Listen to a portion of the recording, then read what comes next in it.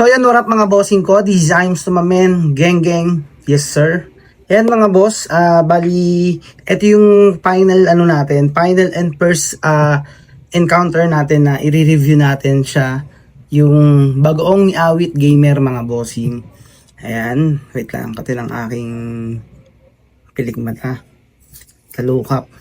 So ayan mga boss, kung makikita nyo naman, ito yung packaging niya, ayan. Yung iniinit yung yun, basta yun na yun, nakalimutan ko. Yung gun, yun, nakaganon siya. Yan, kaya sealed naman siya. Tapos, yung yung sticker niya, dahil hindi naman siguro ganun kamahal din yung pagbebenta sa bagoong ni Awit, kaya hindi din, syempre, ganun lang din para low cost lang din dapat. Yan, may kita nyo naman ay yung bagoong ni Awit. Yan, tapos, malaki din naman siya, malaki siya. Tapos talagang punong-puno. Then kung makikita nyo naman, yung loob niya, talagang hindi siya tulad ng sinasabi ng iba na parang tubig. Ayan, makikita nyo naman naka-sealed siya. So ayan mga boss, tikman natin siya. Tikman natin yung, wala tayong mangga eh. Ito lang yung may available tayo. Susubukan na lang natin siya sa santol. So, ayan, sabayan nyo ako. Tikman natin kung masarap, ibabuksan na natin siya. So may dalawang flavor nga pala ng bagoong ni Awit Gamer mga bossing. Ayan, isang sweet and spicy at saka isang sweet.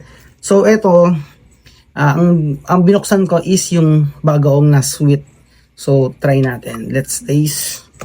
Ayan, may kita nyo naman, ayun yung niya. Ayan, nag-aano siya, talagang malapot siya.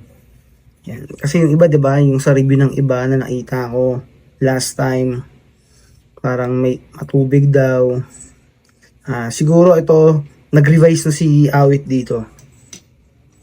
So, syempre, hindi lang tayo basta sa texture babase.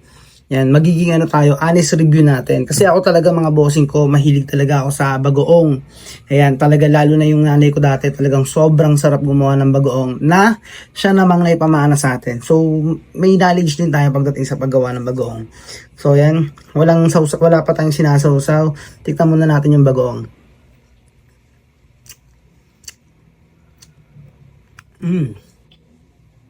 Basta, ayan mga boss, sinasabi ko sa inyo, sa lahat ng nire-review ko, lalo sa mga pagkain, pag dumadayo tayo, or pinapapunta tayo, honest tayo. Yan. Yan.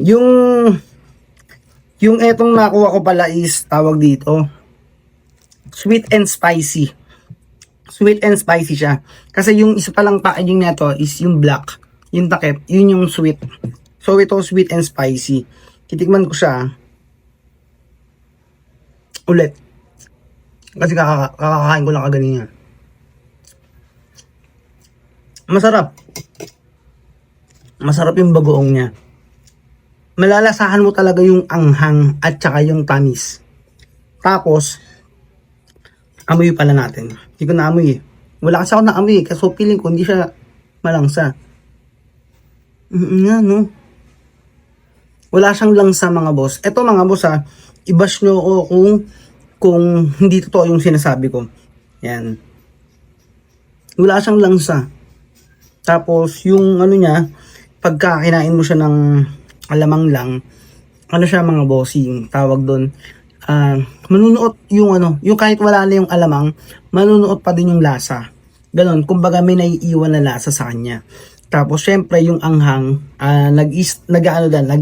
nagre-reflect pa rin or talaga nag-i-stay pa din siya. So ito tingnan natin dahil wala ko talaga akong mahanapan na mangga. Kaya ito na lang, tiyagain na natin tong tikman natin siya sa, pero mga boss, para sa akin, pasado siya sa akin.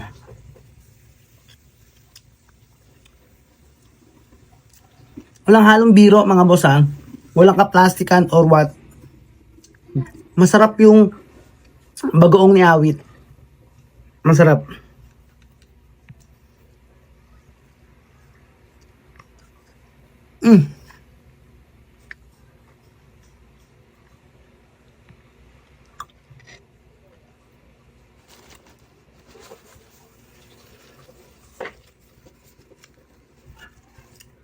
Ang sarap ng bagoong ni Awit mga bossing. Walang halong walang halong keme. Ako pa nagsabi ako, totoo. Yan, hindi tayo para papahype lang. Yan. Sino ba naman ako, di ba? Yan, ni-review lang natin. So, ayan mga bossing ko, kung gusto yung matikman, yung bagoong ni Awit, ayan. For only 170 pesos lang to mga bossing ko. Meron ka ng ganito. Ayan, puno siya mga boss, as in puno siya. Nakita nyo naman pagka unsealed ko kanina, yung loob is talagang puno. Tapos hindi na siya yung katulad ng first na nakita ko before na parang may ibabaw is matubig. Ito hindi na. Baka ni-revise niya na to. Ayan.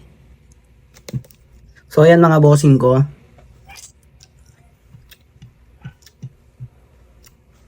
Kung bibigyan ko siya ng rate, siguro bibigyan ko siya ng hindi naman ako mga chef or what, hindi tayo professional, pero syempre may panlasa tayo. Yan, bibigyan natin siya ng 9.5 out of 10.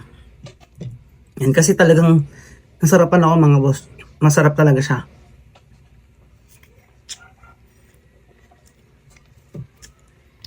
Ayan, dalawang flavor siya mga bossing. Sarap talaga. Kasi di ba meron kasing alamang na kahit pag alamang lang yung kinain mo or yung bagoong lang yung kinain mo, na maalat na or parang kailangan talaga may kasamang pagkain. Hindi siya pwedeng kainin. Ito hindi. Normal lang siya. Pag kinain mo siya, masarap talaga. Tapos may mga buo di siyang sili. So, ayun lang mga bossing ko. Feel ko mauubos ko talaga to. Baka mag-reorder tayo. Ang sarap. Diba minsan ka ba? Pag nadadamihan niya ni alamang, ang alat na. Siya hindi. Para saan perfect na perfect yung anghang, tamis, yung ano tawag doon? Anghang, tamis, alat, ayan. Maganda yung pagka-combine niya. Yan. Sana ganito palagi yung luto niya. Sana hindi magbago yung timpla. Or kung magbabago man, sana mas pasarapin pa niya. Yung tipong wala nang masasabi sa kanya yung mga tao. Tapos susuportahan na lang siya. So yun lang mga bossing ko ang ating review sa bagoong ni Awit mga bossing ko. Muli, this is I'm Sumamen, geng geng. Yes sir.